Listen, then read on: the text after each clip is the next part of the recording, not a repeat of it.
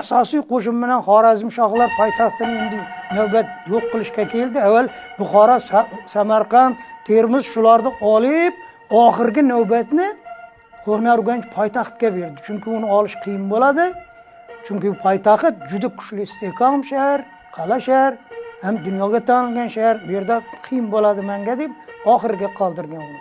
Natijada Najmiddin Kubro o'zining yelkasiga oladi, sarkardalar qochib ketgandan keyin dasht qilib mudofaani tashkil qilasan degan. Shundan keyin xalq aytadi, endi bizni kim himoya qiladi ulug' hazratimiz desa, men himoya qilaman. Men endi qo'mondonman dedi. 12 darvozasiga vatan yo sharofatli o'lim degan shu Kubroviya tariqatining g'oyasini ilib qo'yadi. 12 darvozasiga Chingizxon 3 marta aytgan. Sizning Jaloliddinni tarbiyalaganingizdan bilamiz. Mardlik va jasoratda tengsiz. Sizning o'zingiz ham shu maktabni, Kubroviya tariqatini da vatan mudofaasini birinchi asosiy o'ringa chiqarganingizdan bilamiz.